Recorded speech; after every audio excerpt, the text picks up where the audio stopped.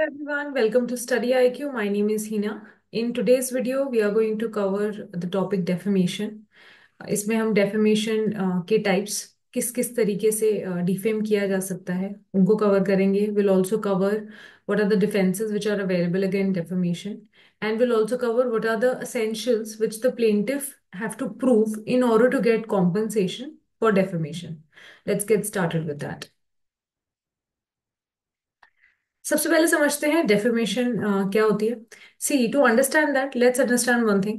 जब भी कोई टॉर्टियस लाइबिलिटी किसी के अगेंस्ट कमिट होती है, अब वो कोई भी हो, अगर नेग्लिजेंस है, वाइकेरियस लाइबिलिटी है, स्ट्रिक्ट लाइबिलिटी है, एब्सोल्यूट लाइबिलिटी है, कुछ भी है, तो उसमें कोई ना कोई इंजरी कॉज होती है. अब injury can be to body, property and to reputation. जब किसी पर्सन की रेपुटेशन इंजर होती है तो ये बोला जाता है दैट एन ऑफेंस और an wrongful act of defamation has been committed against that person. अब डेफेमेशन एक ऐसी टॉर्टियस लाइबिलिटी है जो सिविल रॉन्ग भी है और क्रिमिनल रॉन्ग भी है. In Indian penal code section 499 deals with defamation. वैसे ही it's a civil wrong also. Civil wrong माने कि यहाँ पर आपको कॉम्पनसेशन मिल सकती है अगर आपकी रेपुटेशन इंजर होती है. इन क्रिमिनल लॉ कॉम्पनसेशन के साथ साथ आप इम्प्रिजनमेंट भी डिफेंडेंट को यहाँ पर मिल सकती है. राइट, आज हम टॉर्ट के एस्पेक्ट से इसको डील करेंगे. क्रिमिनल एस्पेक्ट इसमें हम कवर नहीं करेंगे. So let's start. What is defamation? Defamation refers to any false statement. False statement that causes harm to a person's reputation or lowers their standing in the eyes of society. Right? So defamation एक ऐसा tort है जिसमें injury will happen to reputation. तो कभी किसी की जो reputation है वो harm होती है तो उसको हम बोलेंगे कि defamation का tort commit हुआ है. अब reputation कैसे देखा जाएगा? Reputation देखा जाएगा in the eyes of society. Right, एक पर्सन की because in like humans are social animals, right. So society में आपकी क्या रेपुटेशन है इससे पर्सनली बहुत इफेक्ट पड़ता है आपको. तो इसीलिए अगर उसको कोई इंजर करता है बाय गिविंग फॉल्स स्टेटमेंट्स, ठीक है, फॉल्स स्टेटमेंट अगर देकर कोई उसको इंजर करता है तो उस सिचुएशन में वो डेफेमेशन माना जाएगा. एग्जाम्पल है falsely accusing someone of a crime they did not commit. Right, तो ये आपका डेफेमेशन हो जाएगा. अब फॉल्सली आपने अक्यूज किया है किसी को कि उसने ये क्राइम किया है, भले ही उसके अगेंस्ट जैसे कोई केस नहीं चल रहा है, उसके अगेंस्ट कोई एफआईआर नहीं है, लेकिन आप एक रूमर फैला रहे हैं अगेंस्ट समबडी कि उसके अगेंस्ट तो बहुत केसेस चल रहे हैं और इस तरीके की बातें कर रहे हैं. तो इससे ये माना जाएगा कि दिस इज डेफेमेटरी और यहाँ पर जो डिफेंडेंट है उसको प्लेंटिफ को कॉम्पनसेशन देनी पड़ेगी. टाइप्स ऑफ डेफेमेशन दो होते हैं, that is label and slander. Label defamation permanent type का होता है क्योंकि लिबल में क्या होता है ना, या तो रिटर्न होता है और पब्लिश्ड डेफेमेशन होती है. तो यहाँ परमानेंसी आ जाती है. कुछ भी अगर आप लिख देंगे, प्रिंट कर देंगे या सोशल मीडिया पे आप लिख देंगे, इंटरनेट पे लिख देंगे, तो वो क्या हो जाएगा, वो परमानेंट हो जाता है. राइट, तो लिबल में परमानेंसी आ जाती है. जैसे आर्टिकल्स हैं, बुक्स हैं, social media post, caricatures, photographs. So ये परमानेंट है. ये ऐसा नहीं है कि इंसान भूल जाएगा. ये एक ऑलरेडी दिस इज लाइक, अब वो जैसे सोशल मीडिया, इंटरनेट पे आपने कुछ लिख दिया तो वो फॉरएवर वहां पर है. राइट, लोग भूलेंगे नहीं उसको, कोई ना कोई वो याद होता रहेगा. तो यहाँ पर लिबल कमिट हुआ है. Label is actionable without proof of special damage. अब यहाँ पर अगर आपने कोई भी फॉल्स स्टेटमेंट किसी के अगेंस्ट बोला है, और बोला है यानी कि प्रिंट किया है, उसको लिबल के थ्रू रिटर्न कर दिया है, पब्लिश कर दिया है, तो उस सिचुएशन में वो एक्शनेबल हो जाएगा without proof of special damage. अगर प्लेंटिफ ने इस प्लेंटिफ को because of this defamatory statement जो किसी किताब में लिखा गया है या सोशल सोशल मीडिया पे कहीं किसी कोई पोस्ट उसके बारे में लिखी गई है, उससे उसको कोई स्पेशल डैमेज नहीं हुआ, लेकिन सिर्फ वो ये प्रूव कर देता है कि यहाँ पर जो स्टेटमेंट दिया गया है वो फॉल्स स्टेटमेंट है और उससे उसकी जो रेपुटेशन है वो हार्म हुई है. सो इतना इनफ है to get compensation under label.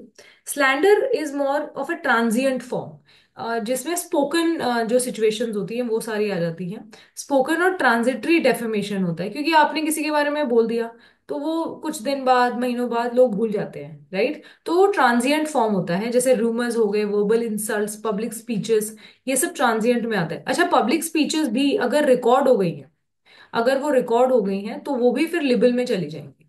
तो लिबल और स्लैंडर में जो डिफरेंस है वो परमानेंसी का है और ट्रांजिएंट फॉर्म का है। लिबल में परमानेंट हो जाता है, अगर कोई किताब में लिख दिया है, सोशल मीडिया पर लिख दिया है, कोई ऑडियो रिकॉर्ड हो गई है, सो रिकॉर्ड हो गया यानी अब ये भी परमानेंट हो गया है। Slander is not transient form, कि जैसे किसी का झगड़ा हो जाए, उस झगड़े में वो कोई चीज बोल दे, तो ये ट्रांजिएंट फॉर्म माना जाता है। It requires proof of actual damage unless it's slander per se, example accusing someone of a crime, right? यहाँ पर आपने याद रखना है कि स्लैंडर में एक आपको एक्चुअल डैमेज यहाँ पे प्रूफ करना पड़ेगा।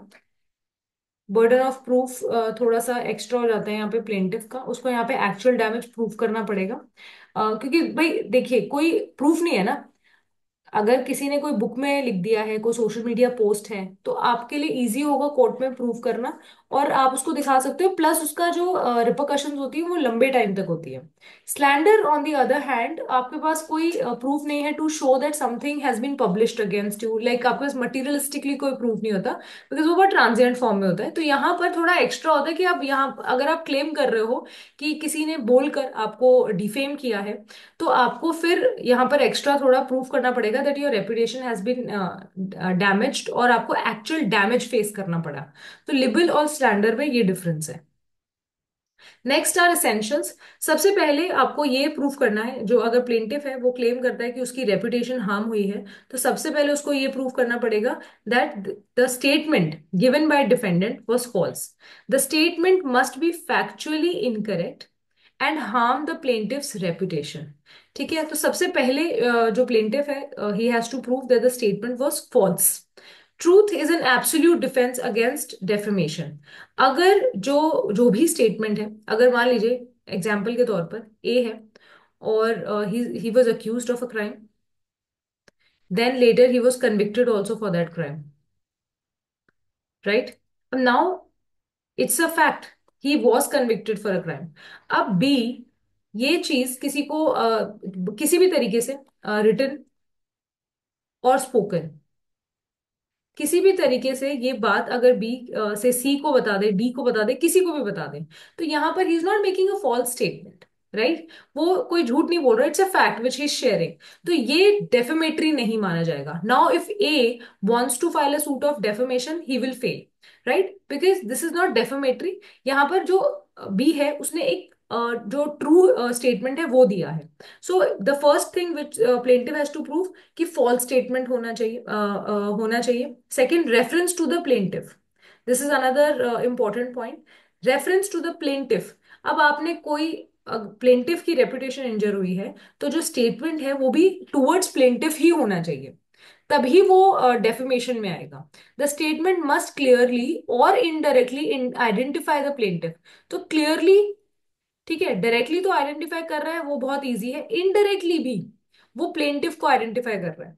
जैसे कि एग्जाम्पल है, मान लीजिए कि ए बी सी एक ग्रुप में किसी पार्टी में है, और वहां पर सी की जो वॉच है वो चोरी हो जाती है, ठीक? और यहाँ पर ए बी के साथ सवाल करने लग जाता है इन फ्रंट ऑफ एवरीबडी। सो इससे क्या पता चल रहा है, वो डायरेक्टली बी को अक्यूज नहीं कर रहा है, लेकिन indirectly he is trying to say that B might have stolen the watch. तो उस पे वो एक चोरी का नाम लगा रहा है। इसको इनियंडो भी हम बोलते हैं डेफिमेशन में, कि indirectly you are trying to defame somebody. तो even if indirectly you are trying, लेकिन इनडायरेक्टली भी you are making making sure कि एवरीबडी अंडरस्टैंड्स कि आप किसकी तरफ पॉइंट आउट कर रहे हो, तो वो भी डेफेमेटरी होता है। तो ये बहुत जरूरी है कि क्लियरली, प्लस अगर इनडायरेक्टली भी है, मगर इनडायरेक्टली भी जो लोग आसपास हैं जिसके जिसके सामने आप ये बातें बोल रहे हो, उनको क्लियर इंडिकेशन मिल रहा है कि आप किसके बारे में बात कर रहे हैं, तो वो भी डेफेमेटरी होगा। आप ये नहीं कह सकते भाई मैंने तो तुम्हारा नाम ही नहीं लिया, या मैंने डायरेक्टली तो तुम्हें अक्यूज नहीं किया है, या मैंने डायरेक्टली तुम्हारे बारे में कुछ नहीं बोला है। Indirectly also if you pass any insulting comments, any false statement about somebody, तो that can also be defamatory. इसको हम इन्यूएंडो भी बोलते हैं। Innuendos are indirect insults towards somebody, right? वो भी डेफेमेशन में अंडर टॉर्टियस लाइबिलिटी कवर होता है। Example, even a group of people being defamed can establish defamation if the plaintiff is identifiable within the group. So even a group of people can file for defamation. अगर एक particular class of people या classification है, आप पूरे class के towards कोई comment कर रहे हो, तो that the whole group can also file a suit for defamation, और उनको कॉम्पनसेशन मिल सकती है। Next is publication. Publication is the key. अगर डिफेंडेंट ने कोई स्टेटमेंट पर्सनली किसी को बोला है, और या सिर्फ प्लेंटिफ को बोला है, डिफेंडेंट और प्लेंटिफ के बीच में लड़ाई हो रही है, जिसमें जो डिफेंडेंट है उसने कुछ डेफेमेटरी बातें प्लेंटिफ को बोली, लेकिन प्लेंटिफ के अलावा वहां कोई और नहीं था, किसी और ने ना B C D, nobody was there to listen to those things, here there is no publication. Publication का मतलब क्या है कि सोसाइटी में वो बातें जा रही हैं और उसकी वजह से प्लेंटिफ की रेपुटेशन इंजर हुई है। अगर वन ऑन वन कॉन्वर्सेशन है बिटवीन प्लेंटिफ एंड डिफेंडेंट, तो यहाँ पर किसी ने कुछ नहीं सुना, there is no publication, and when there is no publication there is no defamation, और आपको कोई कॉम्पनसेशन नहीं मिलेगा। So this is very very important to prove. Communication of the defamatory statement must occur to someone other than the plaintiff. Plaintiff के अलावा कोई भी, अब ऐसा नहीं है कि कुछ ऐसे ब्लड रिलेशंस के सामने होना चाहिए, या आपके कुछ फैमिली रिलेशंस के सामने होना चाहिए या नहीं होना चाहिए, देर इज नो सच बार। अगर प्लेंटिफ के अलावा किसी दूसरे इंसान को भी ये सुनने को मिल रहा है, तो वो डेफेमेशन में आ जाएगा। But publication is very important. अब पब्लिकेशन में जरूरी नहीं है कि आपने पूरी सोसाइटी एट लार्ज में पब्लिक किया है, कि भाई आपने अखबार में निकलवा दिया या सोशल मीडिया पे कोई पोस्ट डाल दी है, या आपने स्पीकर पे बुलवा दिया, कि नो, एक large number of society should be covered in this. No, even a single person other than plaintiff heard that defamatory statement, तो defamation का जो wrongful act है, tort है, वो create हो जाएगा और compensation यहाँ देनी पड़ेगी। But publication is very important। सिर्फ एक प्लेंटिफ के और डिफेंडेंट के बीच में कॉन्वर्सेशन है, जिसमें डिफेंडेंट ने कुछ फॉल्स स्टेटमेंट, कुछ एक्यूजेशंस ऐसी बोली हैं विच आर फॉल्स, तो वहां पर प्लेंटिफ डेफेमेशन का सूट फाइल नहीं कर सकता है, क्योंकि पब्लिकेशन नहीं है। पब्लिकेशन इज अ की element here. Then reputation damage. Plaintiff must show that the statement caused actual harm.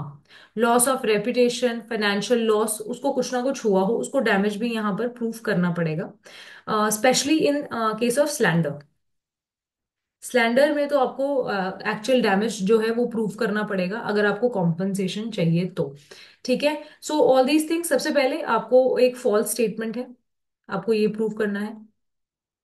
आपको ये प्रूफ करना पड़ेगा in the court of law कि डिफेंडेंट ने जो आपके बारे में स्टेटमेंट दिया है ये फॉल्स है, इसमें कोई सच्चाई नहीं है। ठीक है, फिर आपको प्रूफ करना पड़ेगा of course that it refer to the plaintiff.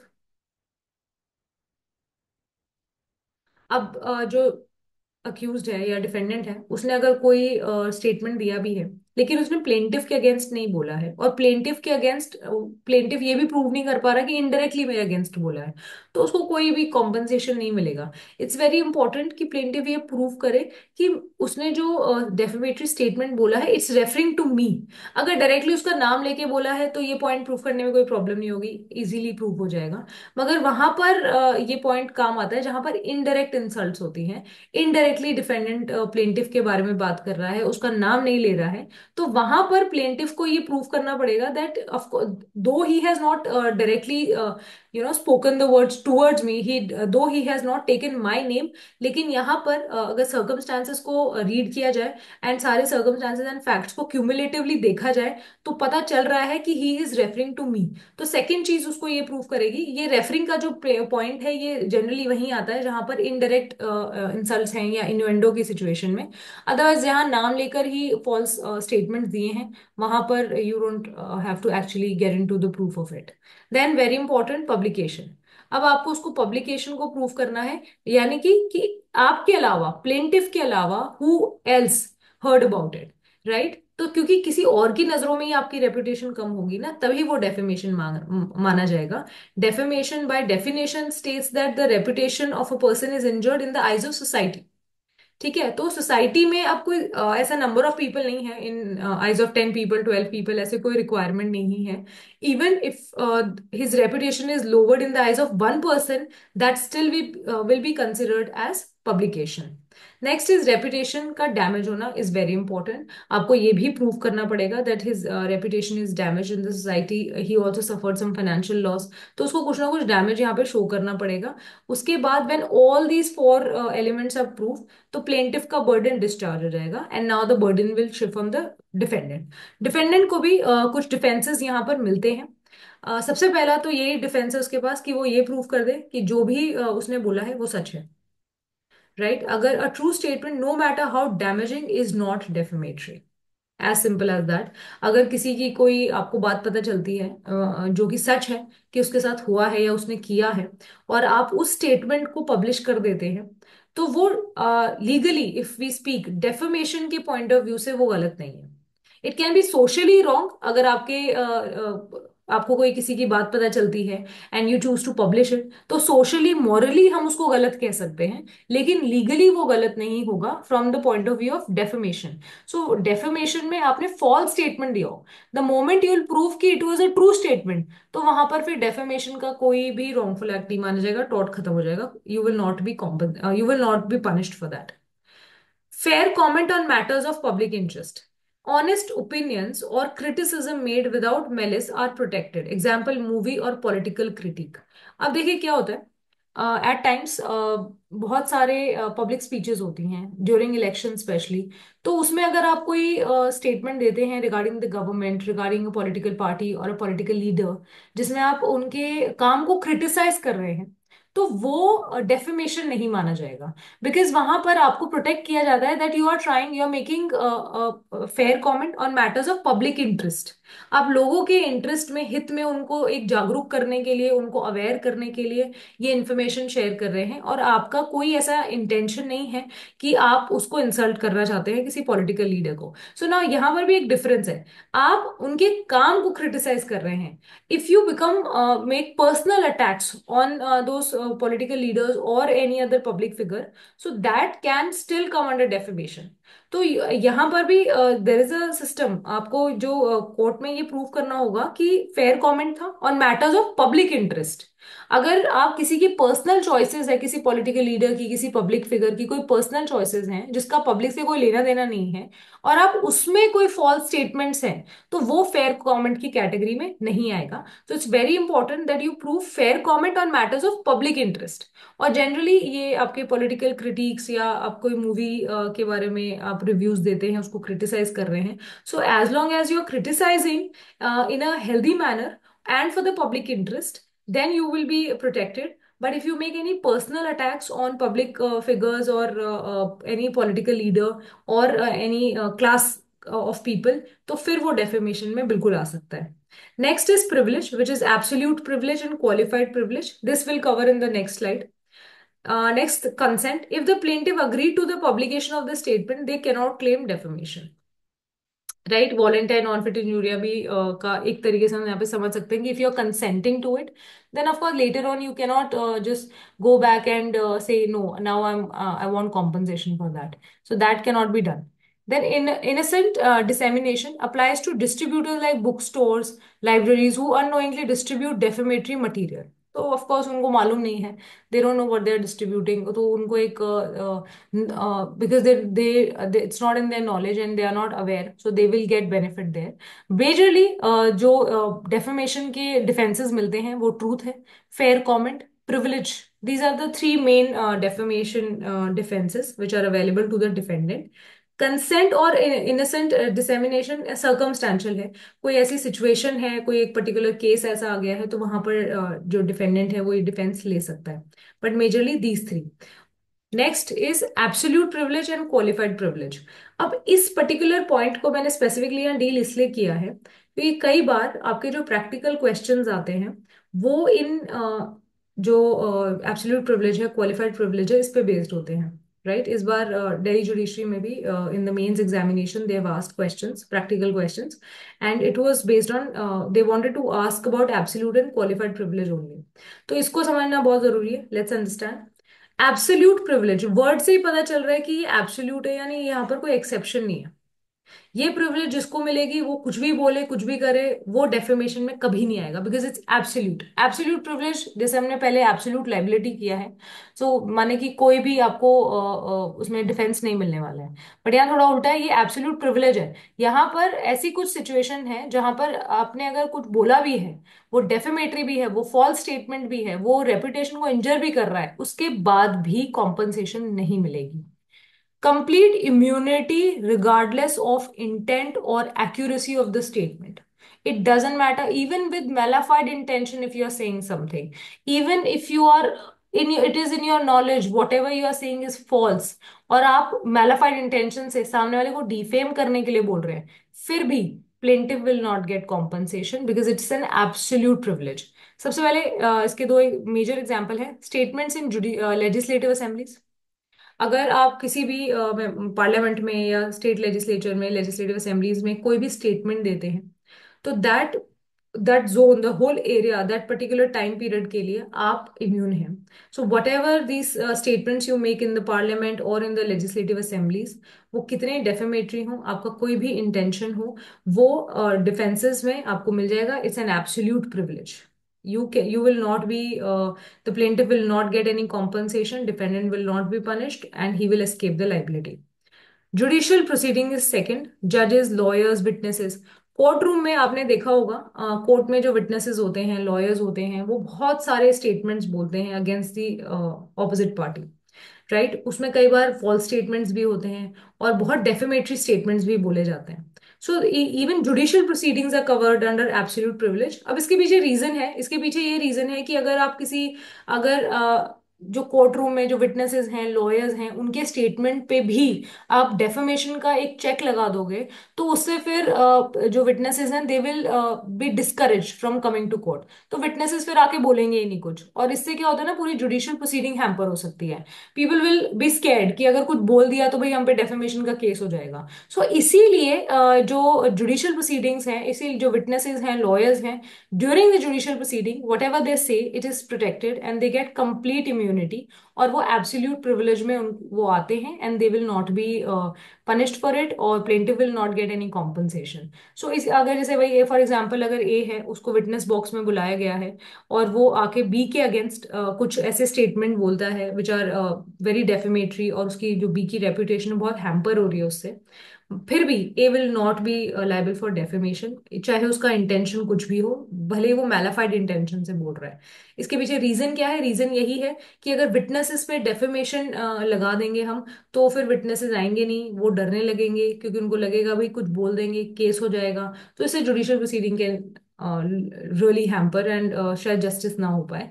सो इसीलिए उसको एब्सोल्यूट प्रिविलेज में रखा है। तो judicial proceedings and legislative proceedings are covered under absolute privilege. Then we have qualified privilege. Qualified privilege, protection for statements made in good faith with a duty to communicate.